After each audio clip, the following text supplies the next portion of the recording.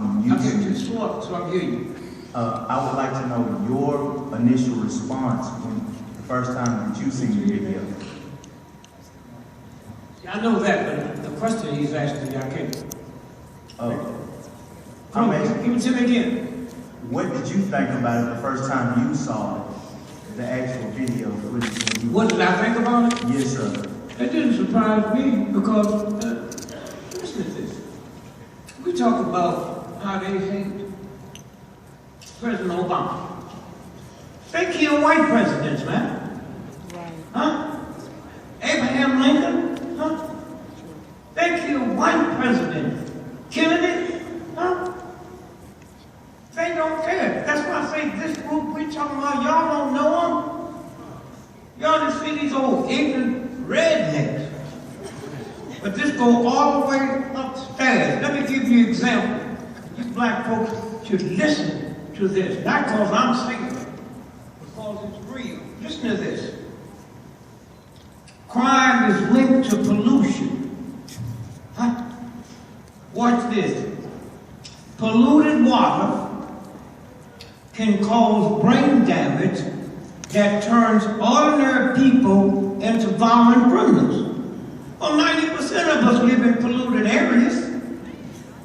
But they've messed up our minds so that they got us blaming ourselves for everything happened, and you don't see the invisible stuff. Imagine the Jews was doing the same thing in Germany. See, it ain't about no ignorant whiteboard, it's about technology. Huh? They could put stuff in this room, and you leave out of here crippled and sick.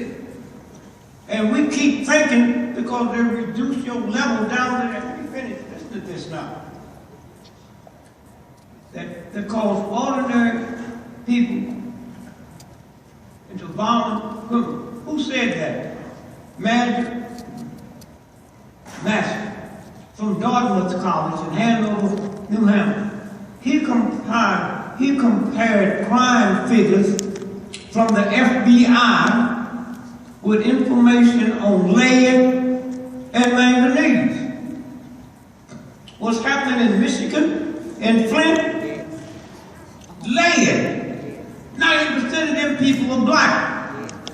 But it's okay for white folk to kill somebody and a damn announcer don't even know what it is to talk about he's great. How she that? Huh? But when we do something, all at once, it's us, it's the family, it's this and it's that. And that's the first thing you got to get out your head. You living in a sick, insane society. And you talk about these young folks, had somebody call me up and ask me, Mr. Gregory, what do you think about the young black children? Young walking around with their pants below their butt. I said, well, I can't talk about it. I said, why, you got 10, no. I used to drink a fifth of scotch every day. I used to get in the car and drive. I was committing a felony. So you gonna ask a criminal that didn't get caught to comment on your black children? See, honesty is something else. With you, it's easy to blame stuff on your children. And most of y'all that blame stuff on your children is mad at what them folks on the job did, but you ain't gonna raise your voice to them. Huh? You gonna come home and cuss everybody out the house. Look at this is my house, I'll kill you. That's a hell of a thing to say to your son. Huh? Out of all the people you need to see that to, you will never say it to. And so let me just finish this here, and then we'll get back to the question. He found a link between pollution levels and murder, assault and robbery. Counties with the highest pollution level have a crime rate triple the nation's average. But they got you. That's you. Watch this here. This is, at one time, this was the third most respected paper in America. Chicago Tribune, March 10, 1978. front page headlines. FBI memo. J. Edgar Hoover sent this to the Chicago FBI. Use mob against Dick Gregory. The FBI ain't talking about some punks in the street. They ain't talking about some little gang punks. We talking about the FBI. Huh? Sent the message to kill me, but let the mob do it. That's what we living with. And so, brother, what's about to come out now is not just Reverend Kyle, a black minister that he was on his way to his house to eat dinner. All that was set up happens every day.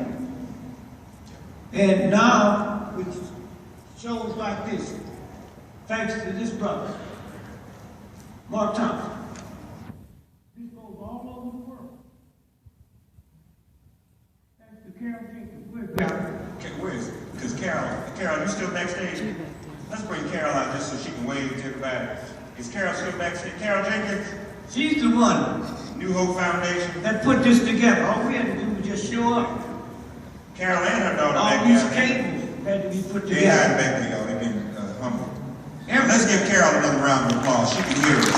And her daughter, Carol. Keep that one. My brother, you next, please. Yes, Minister Carter right here. This person is still Martin III. Would your father be pleased of what's going on today? The minister, the father, the son, would he be pleased on what we're doing today? Not what you're doing, because he know what you're doing, but would he be pleased with everybody else out here? Look, I'm his son, but I don't know that I'm equipped to answer that in this way. I can only say what each of us would say, which is a perspective. The question I would ask is, what do you think that he would say? Now, what I will add for my commentary is that in 1963, we were spending, as a black community, $28 billion. In 2015, this is now 2016, we spent over $1 trillion as a community. But yet we don't have not one black bank with $1 billion. Yes, not one. And if we had 10 with $100 billion, that would only be 10% of what we spent. But think about what could be done in communities. So the thing I would say is, people don't understand what I think Dad really would hope that we would do, which was, yes, he wanted us to have an integrated society, but he also wanted us to have a strong community ourselves. And we have abandoned that notion. We assimilated as opposed to continuing to support our community so that it becomes strong, because then we're in a better position to help ourselves, help others, and to help the world. But because money comes in and goes out. In most communities, money circulates 10 times or less, or more, 10 times. So if I had $1 trillion, if I gave every African American $1 million, by less than 6 months, it would all be back out of the community. So there's got to be education that takes place. And I'm not talking about a separate society, because that's not what I'm saying. But every community is able to support itself and support its own. Our community is so discombobulated because we support everything and anything. Whenever they want to create a new market for a product, they bring it through our community. And if our community embraces it, then it gets embraced culturally across the nation and the world, because our community sets the trend in terms of that level of culture. But guess what? We also can set trends academically. We also can set trends in business and other areas, but we're never highlighted that way. We're only highlighted as it relates to dancing and standing on the stage or running a ball, and all that we do very well. But guess what? We do so many other things well, and those things need to be promoted too, so that you can see the diversity of our community. So I think my father would be, I don't want to say perplexed, But he'd be very concerned about our nation, not just our community, but our nation. Because our nation, if it continues to go in this direction, it could implode. We must learn one day how to exist and coexist nonviolently, or we will face non-existence, which is what he said. Yeah. The other thing too, and we got to move on. Yeah, but hold it, brother. The other thing too, because we got a lot of people. I would just add that with all due respect, Martin, and the brother who asked the question. See, I think that if your father had lived, we might not even be in this position. Helped us prevent you to get to this place. Because he talked about integrating to a burning house in the first place. And he might not let us off the hook. I want to move on, folks. Let me do this, though. Because I believe in gender equality. It's like all the men on the front and all the sisters in the back. So, brothers, if you would be gentlemen and intermingle some of the sisters, get some of them up to the front, and we'll get to everybody. But be sure they come up and get in here, too. Let me add, I'm sorry. Let me go right here, please, because I want to, you can probably just go ahead, my brother, because we want to get everybody in. Yes, sir. Okay, ma'am, come on, please. Thank you so much. Just tell us your first name and where you're from, if you're in school, where you go to school, please. Sure. My name is Natalie. I just moved to Tennessee 6 months ago from Pennsylvania. I'm a middle school social studies teacher. And it occurred to me several weeks ago that none of my students, not one, knew the definition of discrimination. So it was I found it upon myself to explain in the best sense that I could what discrimination is. But my question for you, as a white, straight, middle-class woman, what is my best approach in addressing discrimination in my classroom? And teaching them what it means. What's the question again? What is her best approach in teaching her class what discrimination means? She asked her students, and many of them didn't know. How old are your students? They're between 11 to 13 years old.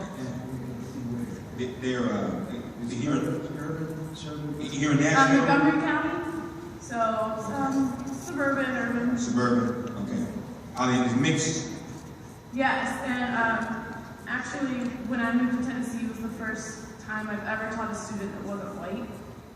Wow. And the week that I started teaching, I actually heard one of my black students say behind my back that he didn't want a black woman teaching, or I'm sorry, a white woman teaching him. He wanted a black man to be his teacher, and that was the first time I've ever directly experienced discrimination. And since that, I'm truly sorry. It's not about Well, you know, one thing is, I would just dig up what Dr. King said.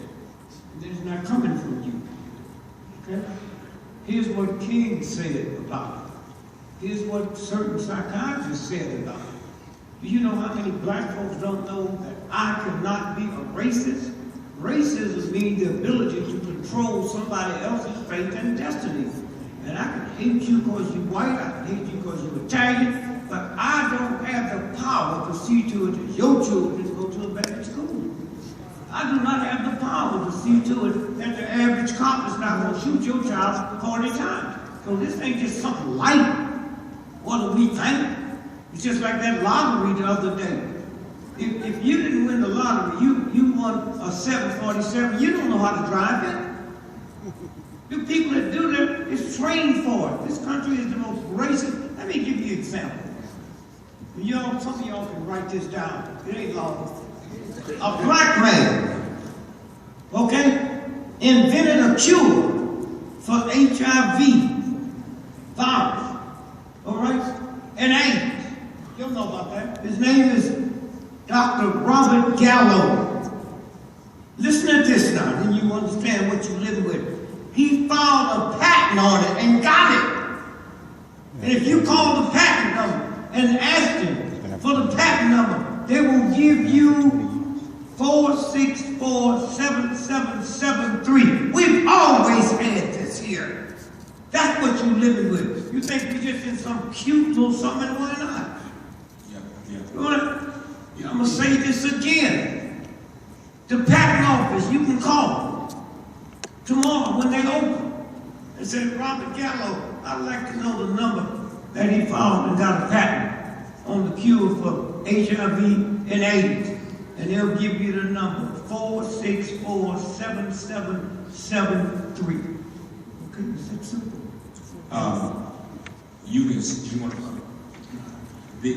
say that discrimination is a loss of self-determination. It is someone else being in command and control of your own destiny.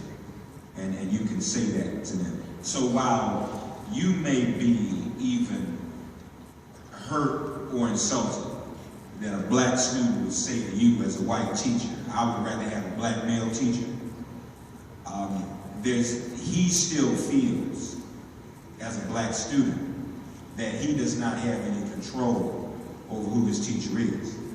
The way you address that, and you should, is by letting him know that you understand that and still doing everything in your power as a white teacher to expose those students to what discrimination really is, and that you, like what Dr. King called the beloved community, are committed to rooting it out. Okay? Does that help you? Yes. Okay, God bless you. And continue your good work. Yes, ma'am. My name is Portia McDonald Peters. I'm a psychometrist for Uncle Sam. I'm completing my PhD at TSU at this time. And my question TSU. I'm so glad. Go ahead. My question as a young married mother with 2 kids, son and daughter, what should I be educating my children on as far as history, I guess, before the slave ships? Yeah. Well, first thing, history. If I hated you and your family, and every time I saw you, I made you work for me for free, I beat you up, then how can somebody lead you to believe that the cotton I make you pick, I invented a machine to help you out? Eli Whitney did not invent a cotton gin. It was the slaves. And he came down from Massachusetts, from Connecticut, rich white family, to stay with a rich white friend of his mother and father. And he saw these black folks out there in the field with these little boxes. And he went back and put a patent on it.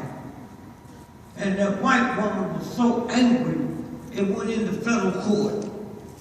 And they won it in Virginia. All of this here. So when you sit and you look at history, you got in ice hockey was invented by black runaway slaves in Canada. And then a guy named Richard Stanley came and looked at it. It became the Stanley Cup. Okay? The movie industry, the biggest industry in the world, because it controls your mind. 2 black brothers from Idaho, Oscar Michaud. Okay? They invented movies, not Hollywood. And it ain't no accident. Next month, you turn on the Academy Award, and the Oscar is dark. It's black. So when you sit and talk about history, what history? Yeah, that's a good point. What history? Let me, before slavery, you might write this down. I'm going to go through it quickly. All of these authors, we were the first civilization builders. The first people to interpret humankind's relationship with God. The first doctors, the first lawyers. The first civilizations that were built in the world were built in Africa by us. Yes. Dr. John Henrik Clark. Dr. Yosef Ben Yakinen. Dr. Asa Hilliard. Dr. Sheikh Anta Diop, D-I-O-P. And on next Saturday, we will be in Washington memorializing another great Queen Mother, Dr. Frances Cress Welsing. Dr. Charles Finch introduced those to all of your children. That's nothing about Martin's father, because one of his last speeches at the SCLC, he declared black is beautiful. And around that time, Dr. Clark and others will bring us into our knowledge of our African antiquity and our African glory. So can you imagine, had he been allowed to live and been exposed and been able to articulate all of that history of Martin Luther King Jr., imagine the power we would have in hearing it coming from his voice. So all of those authors you should introduce to your young people, okay? Thank you, sister. God bless you. Yes, sir. My question is for Mr. Gregory. First of all, what was your relationship with Medgar Evers and Fred Shuttlesworth? What was your relationship with Medgar Evers and Fred Shuttlesworth? It was close with Medgar Evers. I didn't remember that. I brought money to the movement. I marched with the movement. I wasn't with him every day. I never seen in on one of the meetings, a strategy meeting. That's like if I was in the military and you were general and y'all planning, I'm not going to sit there. My thing is, I'm willing to die because it's my liberation. It's for my children. My first oldest two children, they were 6 and 7. And I said, y'all going to Africa this summer. You know what they told me? We don't want to go over there, they'll eat us. Huh? Where else would they learn? Huh? 99.9% of the Africans in America back then was here in predominantly white colleges or black colleges. So we're just ordinary black folks gonna see them, except in the movie, Tarzan. I'm not gonna sit and look at Tarzan and them buffoon black actors they had playing in that. So that's why I said it goes deeper than you think it is. It goes all the way into here, and you don't qualify to do the research. I mean, how many people, had you not heard this, would believe? And it made no difference if he was black or white. They put AIDS here for a reason. And all you do, because we're not talking about this God thought, when to you young folks, when AIDS first hit the world, it was only 2 places, San Francisco and New York. I said, what about all the other white guys? See, they had everybody believe it was a white guy. Yeah. Black preachers was preaching in church. Yeah. This is God punishing you.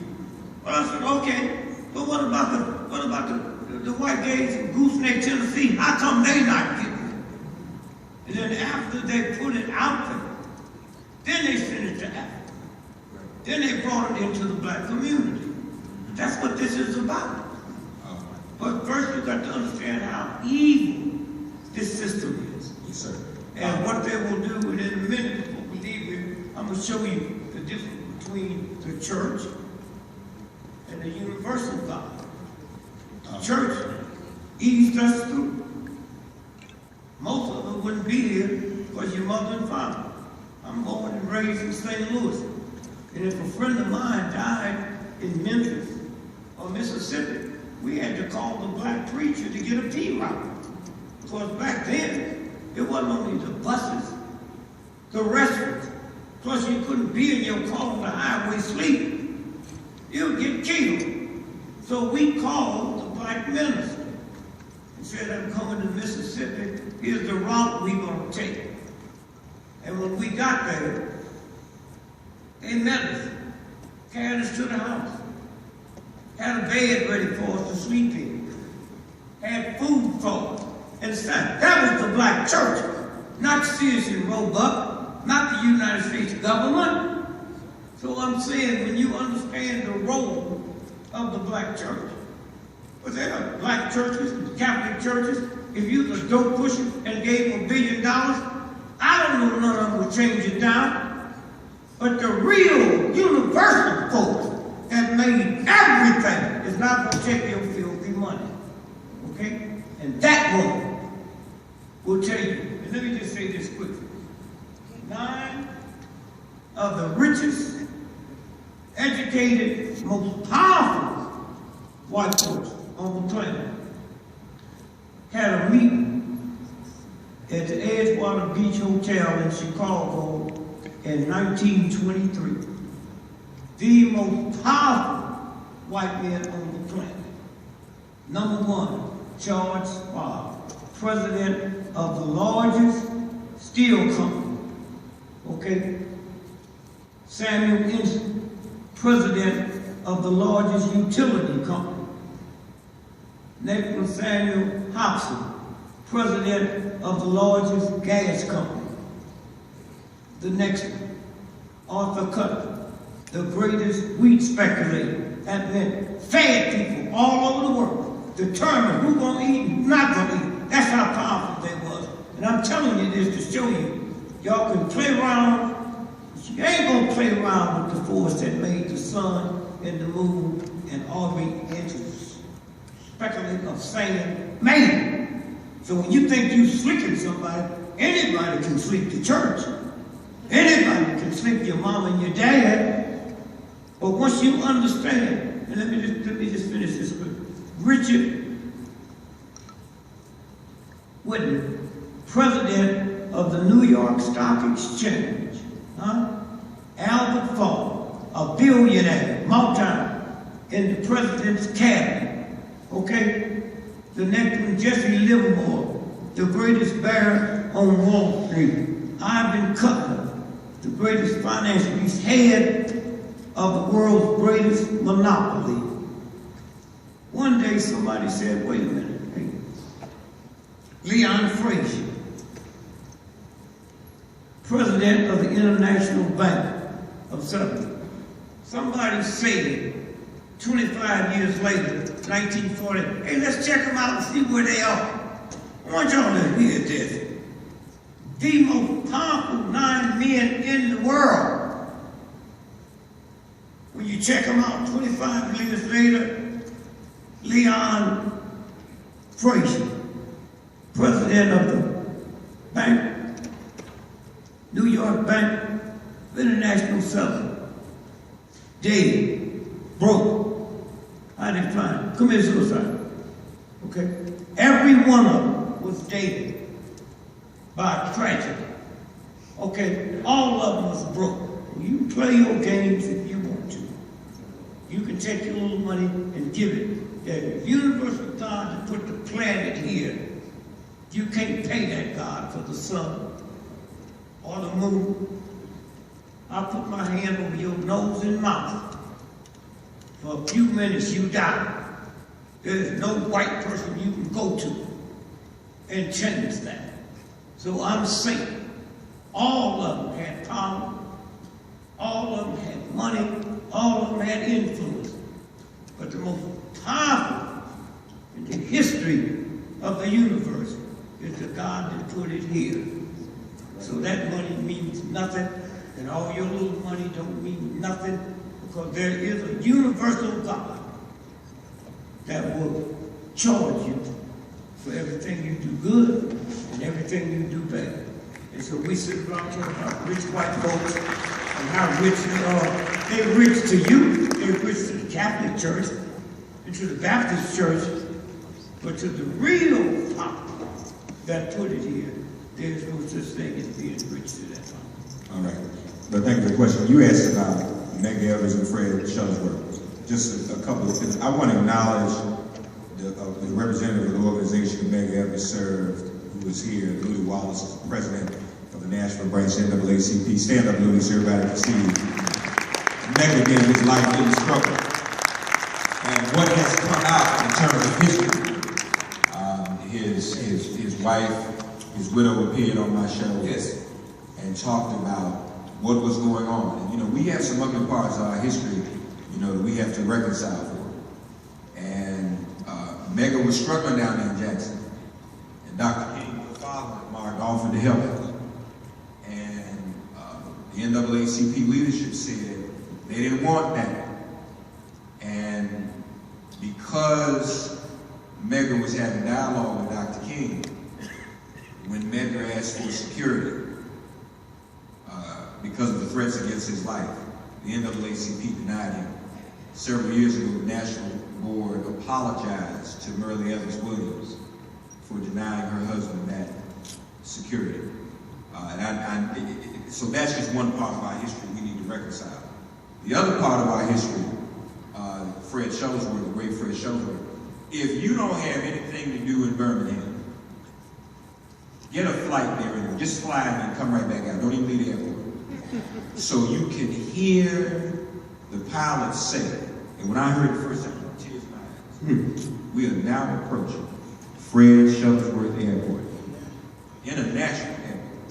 To hear that after what he gave and went through, just a little old country preacher who wasn't nationally known, Martin, and he liked to tell the story how he was leading the Birmingham movement, and Dick and Martin Luther King Jr. came there, y'all. I'm gonna say this real quick. And one day they were in Dr. King's hotel room, Martin, and the phone rang. And you know, there were no cordless phones, so your father took the phone into the bathroom to take this private call. He was in there an inordinately long time. So Father Reverend Shuttlesworth said, "Where's Dr. King? Who's on the phone with?" And Robert had said, "He's on the phone with the Attorney General, Bobby Kennedy. This is the height of the Birmingham movement." And Fred Shuttlesworth said, He said, "I'm the leader of this movement. If Bobby Kennedy's on the phone, I need to be on the phone too." And he commanded that kind of respect, you know, because we saw in the movie Selma a lot of times, and this is one of the burdens of leadership. You get called in sometimes, but as a national leader, as Dr. King was, but inevitably, you ruffle a little feathers on the ground locally. And Reverend Shuttlesworth would stand up for himself and say, "I'm the leader of the Birmingham movement, Dr. King, you are my guest." And Dr. King would agree. And so as the story goes, he gave the phone to Fred Shuttlesworth himself to talk to the Attorney General. And now that airport is named after him. So I just would say, even if you don't have business in Birmingham, just fly in so you can hear the pilot, who 9 times out of 10, unfortunately, is going to be white too. Yep. Say you are now approaching Fred Shuttlesworth International Airport. Thank you for your question, my brother. Yes, sir. Yes. Quickly. I'm Edward Steve, pastor of St. Luke African Methodist Episcopal Church in Nashville. I'd just like to, first of all, I want to thank you for your being here for this forum.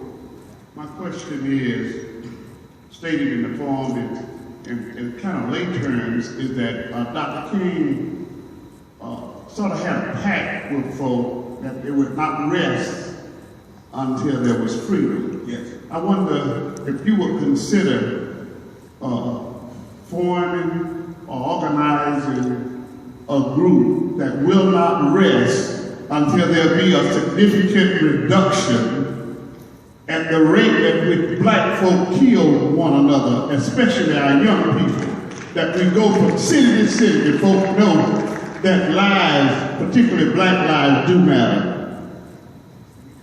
To form an organization. Well, let me say this in the interest of time, and I apologize, our time is almost up. That discussion is taking place, number one. And I think that that's something all of us can start to do today. You know, in our locales, organizing local. Let's be very honest. And Martin and I talk about this all the time. The police piece, that's a local struggle. There's no federal police agency over all police. Not even really a state. So, his father started a local struggle in Montgomery. He didn't wake up one morning and say, we have a national movement. Started small town Montgomery, and then boom, expanded. Am I right? Yep. So, right in our own locales, your church, the churches, the local NAACP, other organizations, whatever they may be, National Action Network, Rainbow, whatever the organization is, can start right there locally, being vigilant against the violence that we are facing in our communities. So I think your question is more rhetorical, with all due respect, Pastor. I think we all agree it should happen, but we must decide, and I think Martin, would you not agree, that it's not even about waiting on Martin to come show up with Dick. We will come and support. Right. But the next Dr. King is probably in the mirror. Yeah. Probably in the mirror. Yeah. In the mirror. And I'm sorry to cut short because I didn't realize how late the hour. First of all, there's a meet and greet across town at Carol Ann's. Hope you all can join us there. Here, we want to get some closing remarks, and thank you. Thank you. We want to, and I apologize I didn't get to everybody meet us at the restaurant. Give him the number. Give him the number. Murfreesboro Road, 400 block, I believe. Judge Dalton is here. We were talking about the first female mayor, and we have a very esteemed female judge here in Nashville. Please welcome Judge Dalton as she offers some closing remarks, please. She'll come to the podium and we'll hear her. And then we're going to hear from Yolanda Renee King. Judge Dalton, give her a round of applause. Thank you, Judge. All right. Thank you. Bless you. Good afternoon. Yes. What a wonderful, wonderful dialogue that we have experienced on this day as we commemorate and remember the legacy of Dr. King. Thank you, Mr. King. Thank you, Mr. Gregory. Thank you, Mr. Thompson. Thank you to the New Hope Vision Foundation for putting on such a wonderful program. We have been challenged today. As I listened to the dialogue, I took in a lot of what was said, and I accept it as a challenge. We have all been challenged to do our part in realizing the dream. As we receive and accept the challenges presented to us today from Mr. King and Mr. Gregory in honor of the legacy of Dr. Martin Luther King Jr., let us be mindful of Dr. King's dream and his vision for the betterment of our nation and our world. As he so eloquently stated as he stood in the shadows of the Lincoln Memorial on that August day in 1963, Dr. King had a dream that was rooted in the American dream, that the nation would rise up and live out the true meaning of her creed. We hold these truths to be self-evident that all men and all women are created equal. As we receive and accept this challenge, we have to ask ourselves today in 2016, with the racial disparities in our household earning capacities and the racial disparities represented in our prison systems, and when our brothers and sisters of all races are faced with situations that result in being priced out of the housing market, where do we go from here in 2016? What responsibility do we have in 2016 in our continued effort and fulfillment of Dr. King's dream? Yes. In accepting the challenges presented to us today, I briefly want to reflect on 3 points. This is going to be really brief, but 3 points and that I like to refer to as our order of business in 2016. First, our first order of business is that we not allow Dr. King's dream to fade away. We must keep Dr. King's dream, his vision of America, in the forefront. We cannot allow ourselves to settle and become complacent. If we allow ourselves to settle, if we allow ourselves to get too comfortable, we risk losing our desire to maintain greatness and to continue to strive for even better. Rather than allowing ourselves to become complacent and risk fading Dr. King's dream, now is the time that we rededicate ourselves to the cause. If we become complacent, we lose our appetite to reach our highest aspirations. If we lose sight of the dream, we lose sight of the struggle that led to the dream, which led us to the achievements that we've witnessed and from which we have benefited in fulfillment of the dream. If we lose sight of the struggle, it diminishes our appreciation of the sacrifices that so many have made so that we may witness the achievements and fulfillment of the dream. If our appreciation for the sacrifices is diminished, we lose our appetite, our hunger to strive and maintain all that we have achieved, and we lose our desire to reach our highest aspirations. We cannot allow Dr. King's dream to die. We cannot honor the legacy of Dr. King by allowing the dream to take a back seat. We shall not settle for less. As we keep the dream in the forefront and recommit ourselves to the continued effort and fulfillment of the dream, our next order of business is to check our values. Our values are often defined by the images that we project. The question that we need to ask ourselves today in 2016 is, what image do we want to project? What legacy do we want to leave for future generations? When it's all said and done, what do we want people to say about us?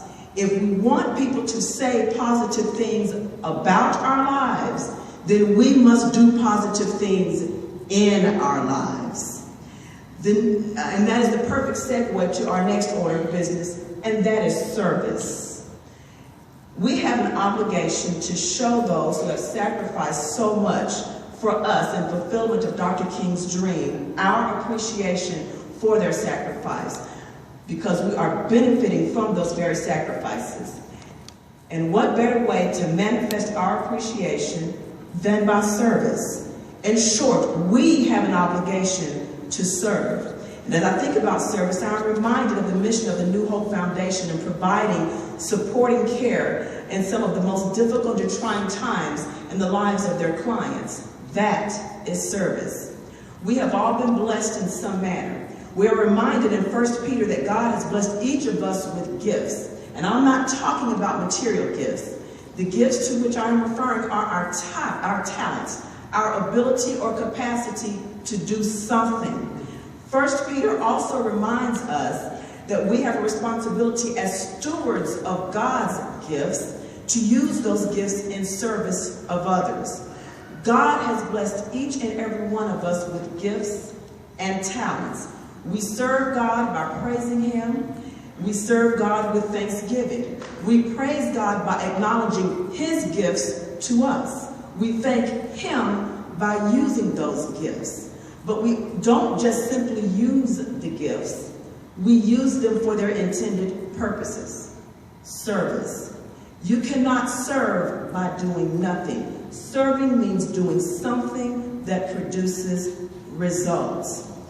In 2016, we have been blessed beyond measure. We have been blessed by virtue of the sacrifices that others have made, and as a result of the sacrifice, we've been blessed with talents and gifts. In 2016, we cannot honor Dr. King's sacrifice and legacy with complacency, idly sitting by and doing nothing, expecting things to automatically just happen. So, in our continued pursuit of realizing the dream, let us honor Dr. King's legacy by keeping his dream, his vision in the forefront, so that we never lose sight of our goals. And in pursuit of realizing that dream, get choked up. Keep in mind that the legacy that you wish to preserve and always be in service for our community. Thank you. Judge Angelina, Black Sheep. Thank you, Judge.